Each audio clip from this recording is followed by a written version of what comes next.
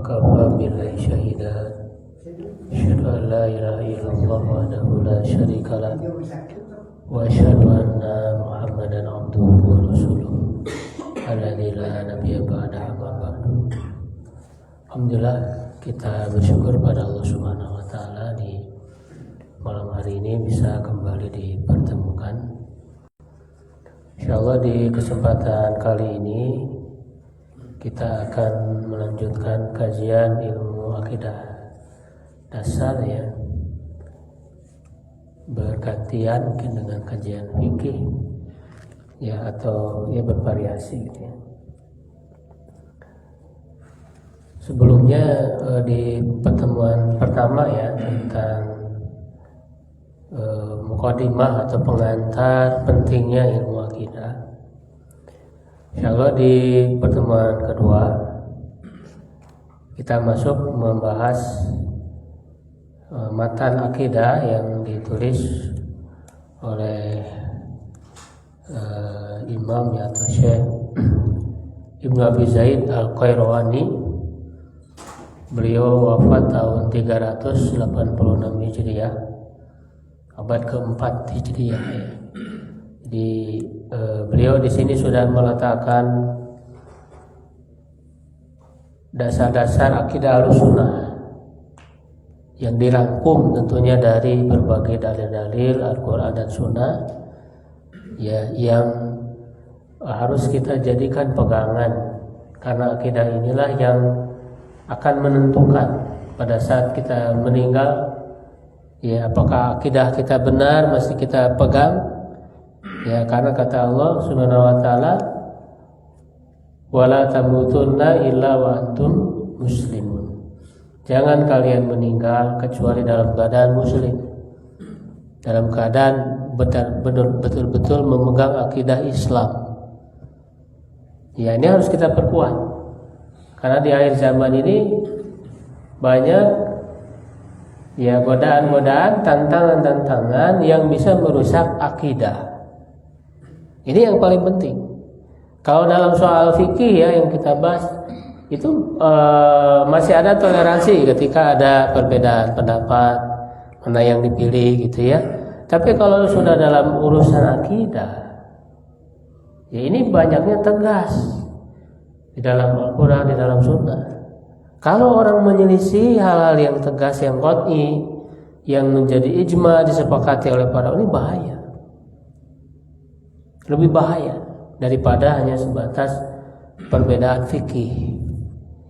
Nah, juga dalam sejarahnya banyak muncul penyimpangan-penyimpangan. Ya.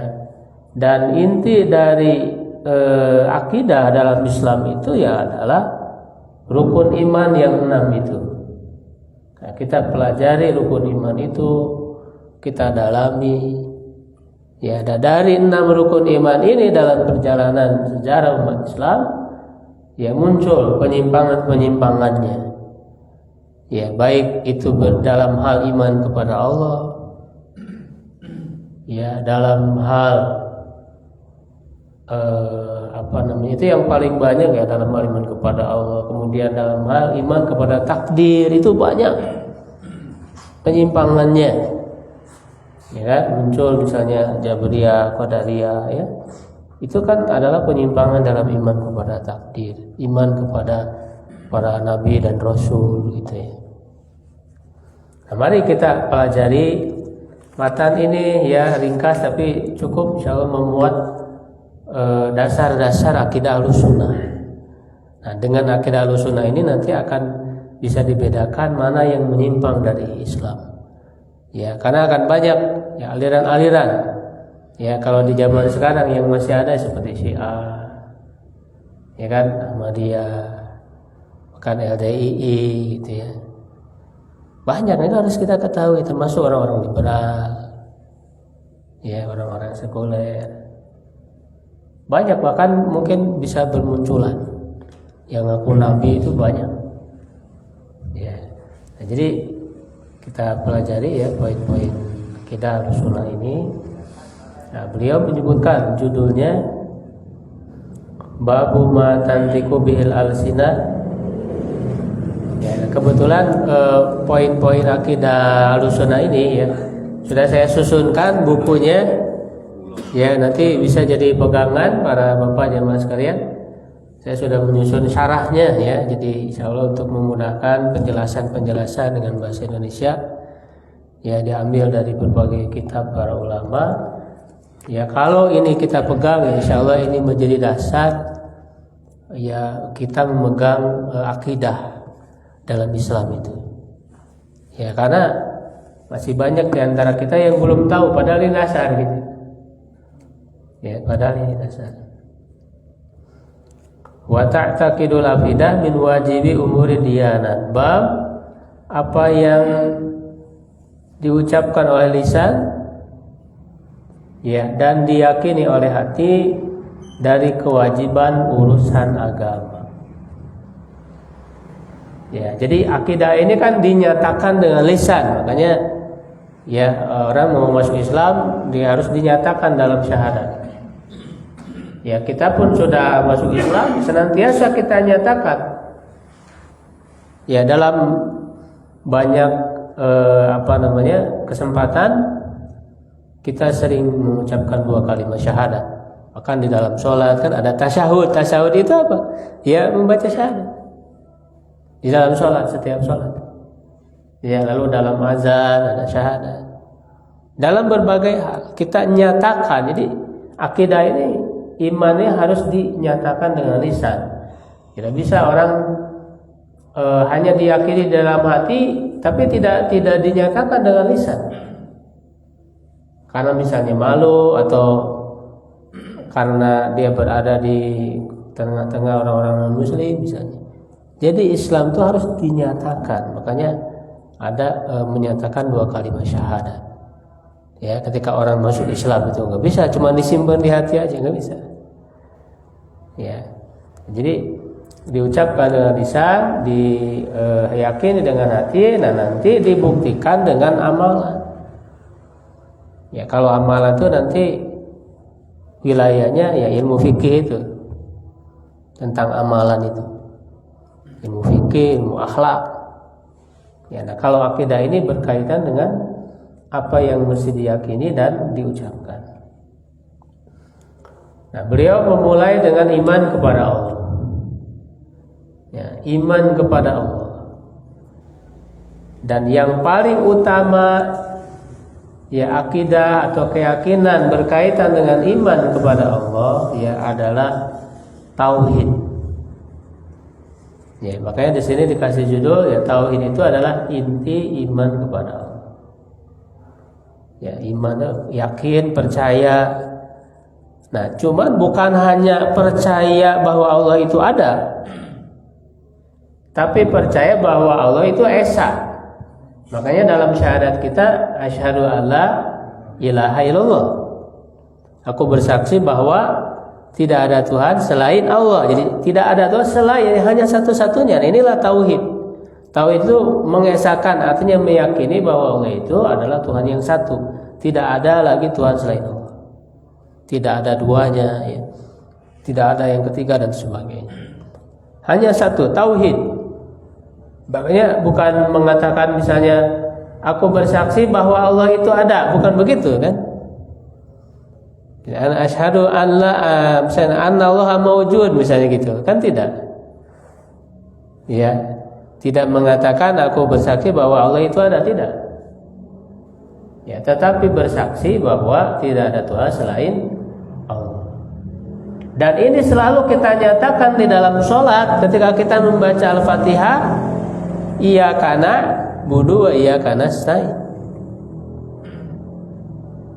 Ya, dibuktikan tauhid itu bahwa kita hanya beribadah ya, hanya kepada Engkaulah kami beribadah dan hanya kepada Engkaulah kami memohon pertolongan. Nah, itulah pembuktian dari tauhid itu. Dijaga terus setiap sholat, dibaca terus untuk terus memperbaharui tentang masalah tauhid itu.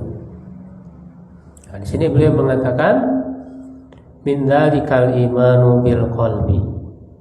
Di antara hal itu adalah beriman, ya, mengimani, meyakini dengan hati, wa nutqu bil lisani, dan mengucapkan dengan lisan annallaha ilahu wahidun, bahwa Allah adalah Tuhan yang satu, la ilaha ghairuhu, tidak ada Tuhan selain Dia, wala syabiha lahu, ya tidak ada yang serupa dengannya, wala nadhira lahu, dan tidak ada yang sebanding dengannya, wala walada lahu, ya tidak memiliki anak, wala walidalahu, tidak memiliki ayah, ya atau orang tua, ya wala sahibatalahu, tidak memiliki istri, wala syarikalahu, dan tidak ada sekutu baginya. Nah, ini semua ini penjelasan yang menunjukkan bahwa Allah itu zat yang satu, yang esa tauhid, ya maka ya, karena Allah itu adalah zat yang satu, ya maka Dia tidak memiliki sekutu. Ya, bahkan di sini disebut ya tidak ada yang semisal dengan Allah. Ya, karena kalau Allah itu Tuhan satu-satunya, berarti selainnya adalah makhluk yang diciptakan. Ya, nah makhluk itu tidak ada yang sama dengan Khaliq, dengan pencipta. Ya. Nah, lalu ditegaskan ya tidak memiliki anak, tidak memiliki orang tua, ya tidak memiliki istri. Yang ini semua dirangkum dalam surat Al-Ikhlas. Ya, makanya untuk mengenal Allah nanti dibahas ya di dalam buku ini. Ya, paling tidak yang paling utama ya, kuasai surat Al-Ikhlas, itu pendek. Dan yang kedua ayat kursi. Dua ini saja. Dua ini yang paling utama, kita mengenal Allah. Bagaimana beriman kepada Allah dengan mengenal Allah, di situ ada sifat-sifatnya. Ya. Nah, jadi dari surat Al-Ikhlas itu qul huwallahu ahad ya. Allahu samad, lam yalid walam yulad walam yakul lahu kufuwan ahad. Nah, itu di dalam nanti di sini dibahas. Lalu setelah itu ayat kursi. Sudah pada hafal kan ayat kursi? Nah, itu berisi bagaimana kita mengenal Allah dalam ayat kursi itu. Ya. Nah, makanya surat Al-Ikhlas ini memiliki keutamaan ya yang sangat luar biasa. Ya, sampai Rasulullah SAW itu ya pernah menyebutkan bahwa Al-Ikhlas itu sulusul Quran. Jadi surat Al-Ikhlas itu 1/3 Al-Quran. Ya, bayangkan Al-Quran itu kan ada 30 juz ya, 114 surat.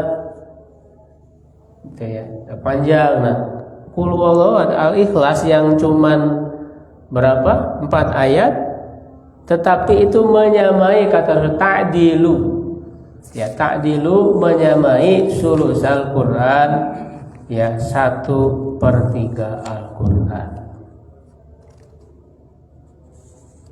Nah, kenapa bisa dianggap 1/3 Al-Quran surat Al-Ikhlas ini? Nah, karena menghimpun tadi ya, menghimpun 1/3 pembahasan Al-Quran. Jadi Quran itu secara umum ya bisa disimpulkan yang dibahas di dalam Al-Quran itu kan 3. Yang pertama masalah akidah, yang kedua masalah hukum-hukum syariat, yang ketiga kisah-kisah. Yang di dalam kisah itu ada pelajaran-pelajaran yang bisa diambil berkaitan dengan akhlak dan sebagainya. Jadi Quran itu kalau disimpulkan isinya 3: akidah, hukum syariat, dan kisah. Nah, akidah itu terangkum di dalam surat Al-Ikhlas. Makanya surat Al-Ikhlas itu disebut oleh Rasulullah SAW menyamai 1/3 sepertiga Al-Quran. Ya kan? Jadi itu maknanya. Bukan berarti saya mau khatam Quran kalau sepertiga berarti baca 3 kali aja udah ikhlas. Udah tamat. Itu bukan begitu maknanya ya. Ya, berbeda kalau dari segi membaca ya tentu berbeda maknanya. Jadi disebut menyamai sepertiga Al-Quran itu tadi. Kalau kita membaca surah Al-Ikhlas menguasai isinya itu artinya sudah menguasai inti yang dibahas ya 1/3 dalam Al-Quran, yaitu masalah akidah. Ya, karena akidah yang rukun 6 itu kan yang paling intinya iman kepada Allah. Karena yang lain mah ya konsekuensi. Kalau beriman kepada Allah ya mesti iman juga kepada para malaikatnya. Ya Allah ciptakan, ya Allah berikan tugas. Ya. Kalau beriman kepada Allah ya konsekuensi berarti beriman kepada kitab-kitab yang Allah turunkan, lalu kepada para rasul, para nabinya, lalu kepada hari akhir dan kepada takdir. Jadi konsekuensi iman-iman kepada yang lain itu. Ya, nah di surat Al-Ikhlas dikatakan kan pertama apa? Qul huwallahu ahad. Ya, katakanlah dialah Allah ya, yang Maha Esa, yang satu, zat yang satu. Ya. Ini kan surat Al-Ikhlas ini dalam sababun nuzulnya ya, sebab turunnya surat Al-Ikhlas itu adalah karena pertanyaan orang-orang musyrikin kepada Rasul yang meminta, wahai Muhammad, kata mereka, siplana robbaka ya, jelaskan, beri sifatkan atau jelaskan kepada kami ciri-cirinya Tuhanmu itu seperti apa. Ya, dalam suatu keterangan dikatakan, mereka mengatakan apakah berasal dari emas, apakah dari perak, gitu disangkanya mungkin seperti makhluk gitu ya. Karena kan orang-orang musyrik mereka menjadikan ya Tuhan-Tuhan itu ya berupa apa? Patung-patung dibuat dari batu, dari apa. Ya, jadi mereka mengukurnya dengan apa yang mereka lakukan. Apakah dari mutiara ya kata mereka itu. Ya, jadi begitu ya, mengukur dengan apa yang mereka lakukan. Ya, maka turunlah surat Al-Ikhlas untuk menjelaskan tentang Allah Subhanahu wa taala. Bagaimana ya penjelasan yang utama tentang Allah. Sifat-sifat yang utama tentang Allah, yaitu Allah katakanlah ya, dialah Allah, wallahu ahad, adalah zat yang satu.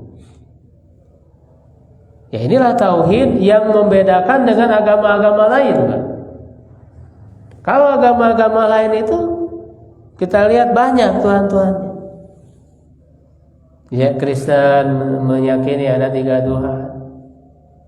Ya kan? Apalagi Hindu, Buddha, berapa itu Tuhan-Tuhannya? Banyak. Ya. Setiap bidang itu kayak menteri gitu ya, kayak menteri-menteri gitu. Ya, ada Tuhannya masing-masing.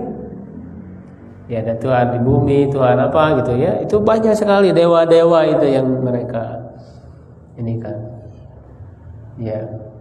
Nah, makanya hati-hati itu yang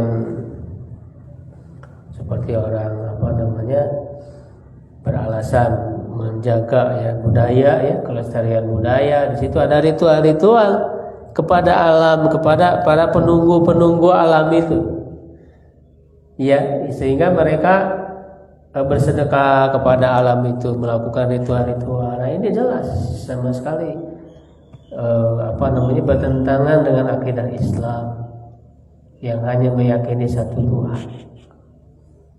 Ya, tidak ada Tuhan-Tuhan yang lain. Ya, dan itu secara fitrah ya, Allah Subhanahu wa taala sudah berikan bekal kepada setiap manusia yang lain itu. Pasti dia meyakini ya, secara asal penciptaannya bahwa ya, dia meyakini adanya Tuhan dan Tuhan itu esa. Ya, lalu dijelaskan oleh Allah dalam Al-Qur'an ya, bagaimana alasannya, dalil-dalilnya. Bahkan oleh akal sehat pun sangat mudah untuk diterima. Kalau orang menggunakan akal sehatnya untuk berpikir, ya, jadi bahwa yang namanya Tuhan itu ya harus satu. Artinya Tuhan itu sempurna memiliki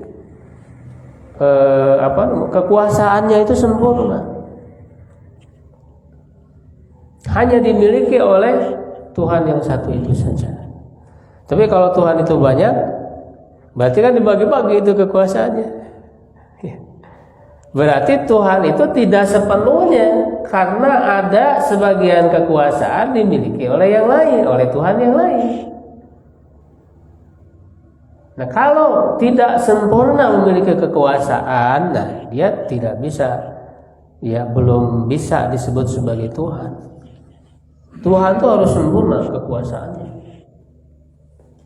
Ya, nah kalau Tuhan itu banyak karena masing-masing punya kekuasaan, ya maka akan terjadi apa? Persaingan, akan terjadi perebutan. Maka akan hancur alam ini kalau Tuhan itu banyak. Makanya Allah jelaskan dalam Al-Qur'an, "Lau kanat fihi ma'alihatun la fasadata."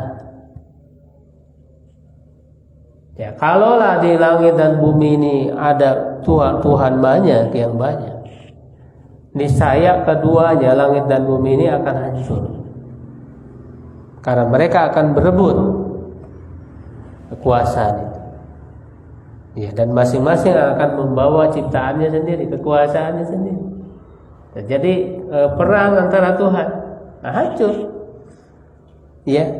Nah, dengan adanya alam semesta ini, adanya keteraturan, ya, ketenangan berjalan masing-masing sesuai dengan porosnya, ya, tidak bertabrakan misalnya antara satu benda langit ya dengan benda langit yang lain. Ada keteraturan dalam makhluk-makhluk ini menunjukkan bahwa Tuhan itu hanya satu. Karena dialah yang mengatur semuanya sehingga terjadi keserasian di alam semesta. Jadi kalau orang menggunakan akal sehat, ya pasti akan sampai kepada tauhid ini. Makanya Allah sudah memberikan bekal kepada setiap orang akal sehatnya untuk digunakan, sehingga bisa menerima akidah Islam. Setiap orang punya potensi, hanya mereka menggunakannya ataukah tidak. Ya, makanya nanti orang-orang yang masuk ke dalam neraka itu, ketika mereka mengatakan wa qalu law kunna nasma'u aw naqilu ma kunna fi ashabis sa'ir.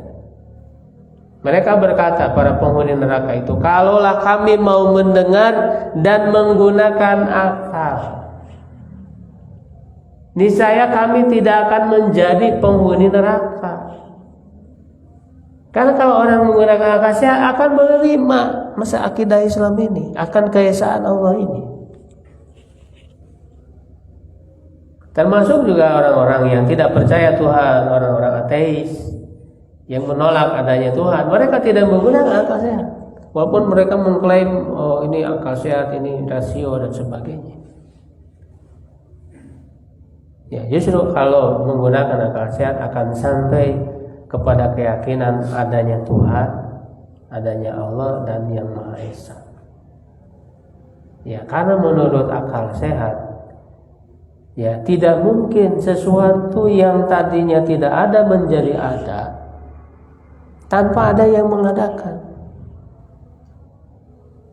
Ya, sesuatu yang tadinya tidak ada menjadi ada tidak mungkin ada dengan sendirinya. Coba lihat di sekitar kita ya, di ruangan ini, di masjid ini ada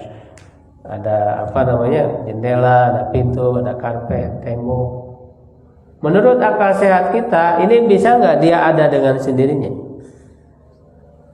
Mustahil, pasti ada yang membuatnya, ada yang memasangnya, gitu ya. Bahkan melalui beberapa tangan ini. Berapa banyak tangan manusia kan? Itu yang membuat atau menyiapkan bahan-bahannya, yang mengolahnya. Ya, sampailah jadi seperti tidak ada satupun benda di sini yang dia itu muncul sendiri, pasti ada yang mengadakan. Nah, maka kita perluas lagi pandangan kita ke langit. Di sana ada bintang-bintang, ada bulan, ya, ada matahari. Semua benda-benda itu, mungkin nggak itu ada dengan sendiri? Sama seperti semua benda yang kita lihat di bumi ini, itu juga tidak mungkin ada dengan sendirinya. Karena ada saatnya mereka atau benda-benda ini, makhluk-makhluk ini tadinya tidak ada, lalu menjadi ada. Ya, ketika yang tadinya tidak ada menjadi ada, bisa nggak dia mengadakan dirinya sendiri? Bagaimana mungkin bisa mengadakan dirinya sendiri? Dianya aja belum ada. Karena tadinya belum ada, bagaimana dia bisa menciptakan diri sendiri? Untuk bisa menciptakan itu harus ada dulu dianya, gitu. Baru bisa menciptakan. Ya, nah itu mustahil menurut akal sehat. Ya, dan yang namanya sesuatu yang ada itu nggak mesti bisa dilihat, nggak mesti bisa didengar. Ya kan? Ya, karena Allah, karena maha kuasanya, maha tingginya Allah, ya maha hebatnya Allah, itu tidak akan mampu bisa dilihat oleh manusia di dunia.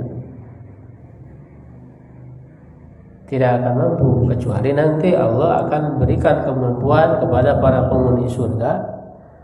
Di surga nanti kenikmatan yang terbesar bisa melihat Allah, bisa melihat wajah Allah. Kalau di dunia nggak bisa. Nabi Muhammad saja, Nabi Musa alaihissalam, ketika memohon kepada Allah Subhanahu Wa Taala, Rabbi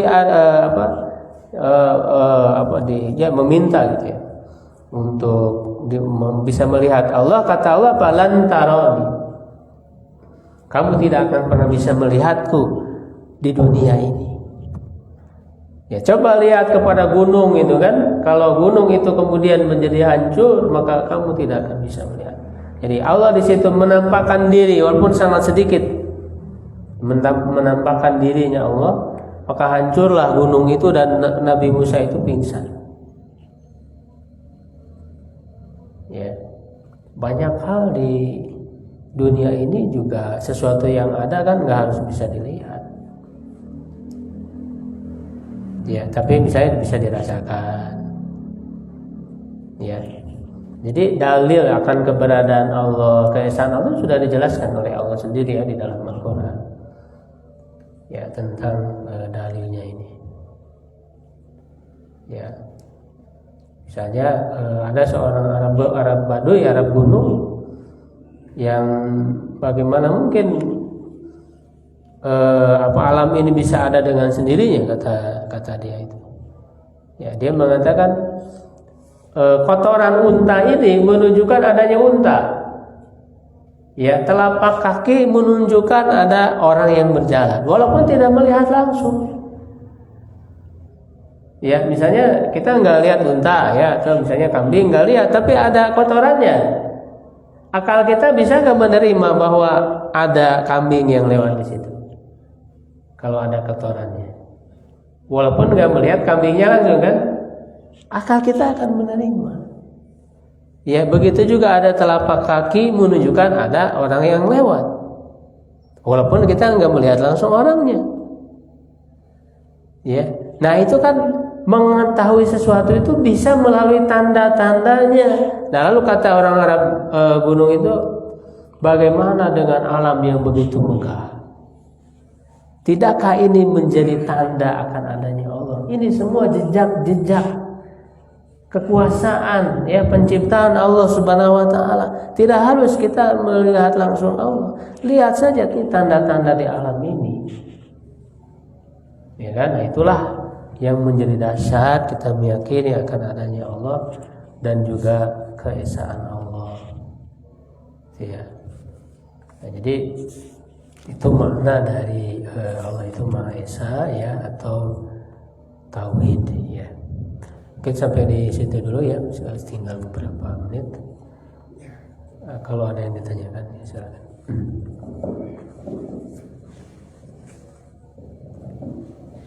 Bismillahirrahmanirrahim.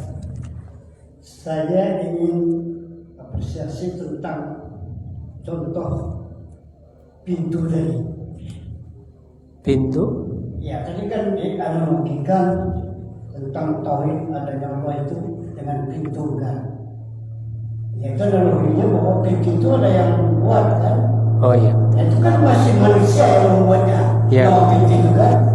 Nah yang saya tanyakan itu adalah di mana fungsi Allah di sini? Itu satu. Iya, betul. Yang kedua, saya pikir harus sampai kepada tadi itu menjadikan tanda ya, alam ini adanya Allah. Bukan tanda menurut saya, itu sudah bukti.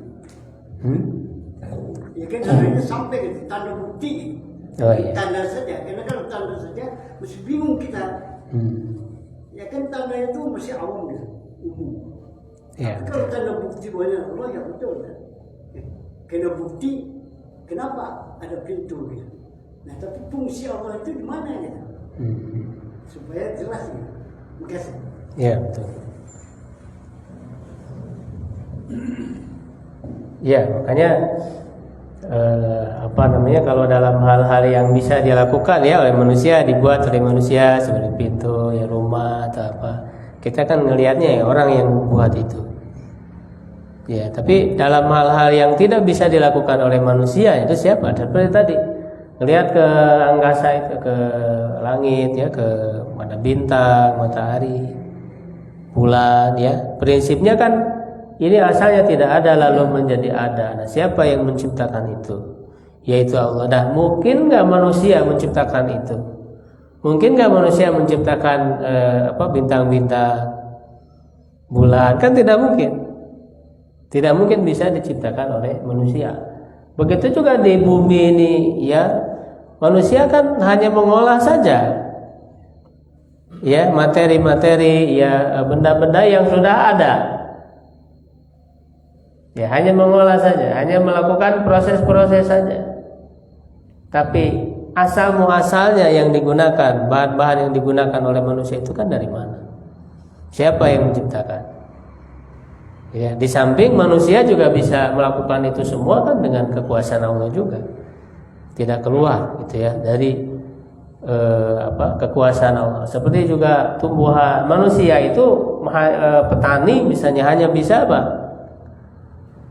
Menyimpan bibit, ya kan, menanam bibit, lalu kemudian menyiram, merawat. Nah, yang menumbuhkan siapa? Manusia bisa nggak menumbuhkan? Gitu. Kan tidak. Di situ ada Allah yang menumbuhkan. Makanya di surat Al-Waqiah itu ada 4 hal yang Allah mengajak untuk berpikir. Ya, mengajak untuk berpikir di surat Al-Waqiah itu. Yang pertama tentang penciptaan manusia.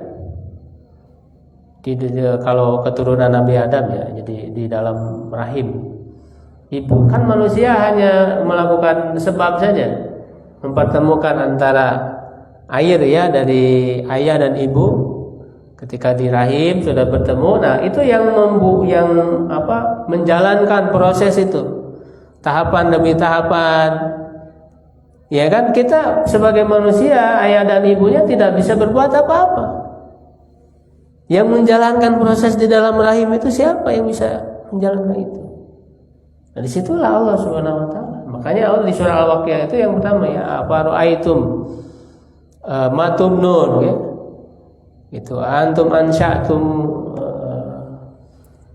dan seterusnya. Itu yang pertama adalah penciptaan dari air mani itu. Ya, kemudian yang kedua itu apa? Afara'aitum tahrusun, ya kan? Apa kalian melihat apa yang kalian tanam tadi?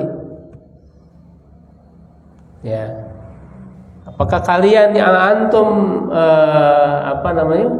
tazra'unahu am nahnu zari'un? Apakah kalian yang menumbuhkannya ataukah kami yang menumbuhkannya? Kalau Allah tidak menumbuhkan tumbuhan itu, ya enggak akan tumbuh. Makanya kan banyak tanaman-tanaman yang gagal panen kan. Kalaulah petani itu yang menentukan tumbuh atau tidaknya, ya tidak akan terjadi adanya gagal dalam panen itu. Karena Allah yang menentukannya.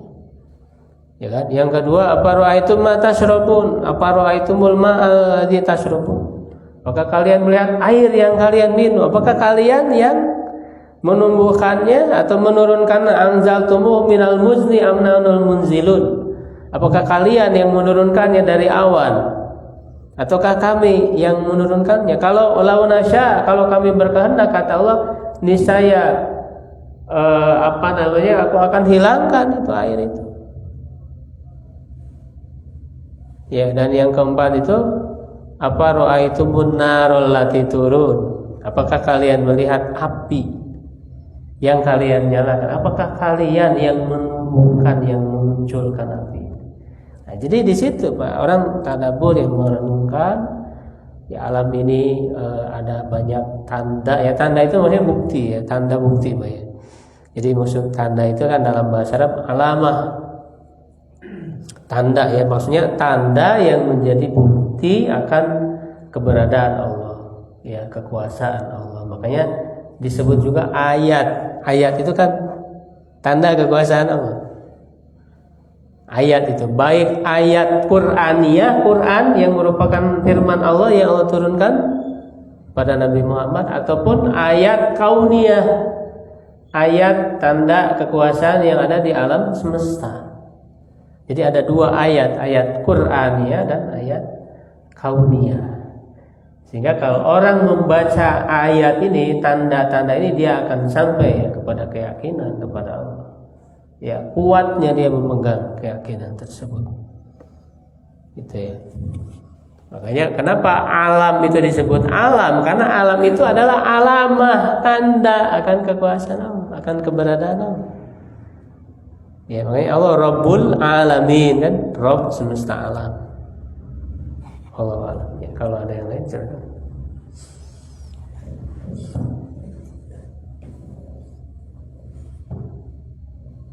Bismillahirrahmanirrahim. Ustaz yang mau bertanya tentang di dalam surat Al-Baqarah kalau nggak salah. Wa idza sa'alaka ibadi fa inni qarib. Anni fa inni qarib. Dan apabila hamba-hambaku bertanya kepadamu wahai Muhammad tentang aku, bahwa aku dekat. Ya. Dan didasarkan dengan peristiwa Isra Mi'raj bahwa Nabi Muhammad berdialog di Sidratul Muntaha, berarti Allah yang atas. Dan dikaitkan dengan surat Toha kalau nggak salah, Ar-Rahman al itu bagaimana Ustaz? Ya. Tentang Ya, makanya nanti di sini ya disebutkan di matan ini nanti akan sampai kepada penjelasan tentang keberadaan Allah, ya, di mana Allah. Ya, jadi di sini ya di dalam matan ini jelas wa annahu fawqa arsyil majid bi dzatihi wa huwa fi kulli makanin.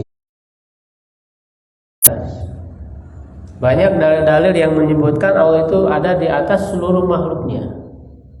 Nah, kenapa disebut di atas aras? Karena aras itu adalah makhluk yang paling tertinggi, yang paling besar, yang paling tertinggi. Ya, di antara semua makhluk. Nah, setelah aras ini tidak ada makhluk lain, tidak ada makhluk lagi. Maka Allah lah di atasnya. Menunjukkan Allah itu kan tidak menyatu dengan makhluk. Kalau Allah ada di bumi misalnya ya, ada di bumi bersama dengan manusia, berarti kan menyatu dengan makhluk. Nah, itu mustahil. Allah kan tidak menyatu dengan makhluk. Jadi Allah ini ada di atas seluruh makhluk, tidak menyatu, tetapi tidak ada yang tersembunyi dari Allah. Jadi disebut dekat itu karena Allah tidak ada yang tersembunyi, Allah tahu semuanya. Itulah makna dekat. Ya, makna dekat bagi Allah itu ya di tempat manapun ya di makhluknya itu, baik dia tersembunyi bahkan di di dalam benteng yang besi yang kokoh misalnya, itu tidak ada, itu semua Allah ketahui. Ya, apa yang kita terbersit dalam hati kita itu didengar oleh Allah. Nah itulah makna Allah itu dekat. Makanya tadi kaitannya ayat itu dengan doa. Jadi doa apapun kita berdoa, bahkan sampai dalam hati sekalipun, Allah itu dekat, mengetahui isi hati kita. Nah itulah makna dekat. Makanya dekat itu dengan ilmunya. Ya.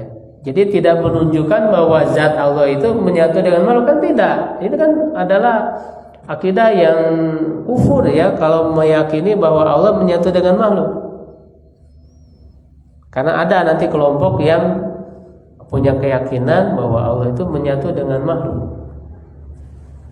Ya, kalau menyatu dengan makhluk berarti di situ ada kekurangan, ada hal yang buruk gitu ya. Kekurangan, bukan sesuatu yang sempurna. Gak mungkin Allah itu Khalik, pencipta, gak mungkin bersatu menyatu dengan makhluknya, gak mungkin. Pasti terpisah. Ya, nah ini kan makhluk ini bumi, langit ya, dan dengan segala yang ada di situ. Allah itu tidak menyatu di situ. Nah Allah itu ada di atas seluruh makhluknya. Dan Allah tadi maha besar, ya lebih besar dari seluruh makhluknya. Pokoknya nggak usah dibayangin, nggak akan terjangkau oleh pikiran kita. Yang jelas kita meyakini tadi Allah di atas seluruh makhluknya, di atas aras, karena aras itu makhluk tertinggi, ya kan? Kemudian Allah maha besar, Allahu Akbar kita selalu sebut. Nah, sudah kita yakini itu tanpa memikirkan bagaimananya, karena bukan wilayah akal kita untuk mengetahuinya. Ya, saya kira itu mudah untuk dipahami, ya, akidah dalam masalah itu. Ya, jangankan ya Allah ya yang sang pencipta, ada hal-hal makhluk ini juga nggak kepikiran oleh kita. Misalnya ruh manusia, kita tahu nggak bagaimana ruh manusia? Nggak tahu kan? Makanya yas'alunaka 'anir ruh, qul ruh min amri rabbi. Mereka bertanya kepadamu tentang ruh, katakan ruh itu urusan Tuhan. Wa ma utitu minal ilmi illa qalila, kalian tidak diberikan ilmu kecuali sedikit. Jadi ruh kita nggak tahu kan gimana sih ruh manusia itu kemudian ketika dicabut meninggal. Bagaimana sih wujud ruh itu, nggak tahu. Apalagi Allah Subhanahu wa taala. Nah, kita yakini bahwa apa adanya yang ada dalam Quran, dalam Sunnah, dalam hadis yang sahih. Sudah cukup. Yakini jadi keimanan. Tidak perlu berpikir lebih jauh. Ya. Nah, itu baik-baik. Ya, sudah.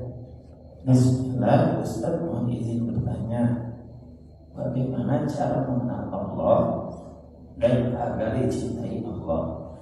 Apakah boleh kita berlatih atau riadoh dengan membuat zikir-zikir tertentu dengan dilafazkan dengan hitungan yang banyak? Jadi mengenal Allah ya udah melalui wahyu yang diturunkan, melalui Quran, hadis, pelajari, pelajari lalu yakini, lalu syariatnya amalkan. Nah, jangan tadi membuat-buat zikir, membuat cara-cara yang lain, karena Quran dan Sunnah ini sudah cukup. Apalagi soal ibadah, nggak usah dibuat-buat. Cukup kalau ingin mengenal Allah ya dengan syariat yang Allah turunkan. Allah sudah menjelaskan tentang dirinya, bagaimana sifat-sifatnya. Nah, pelajari itu. Nah, makanya ini akhir kita belajar akidah ini mempelajari sifat-sifat Allah agar kita mengenal Allah yang jelas berdasarkan Al-Quran dan Sunnah. Ya, cukup ya insyaallah. Syukran.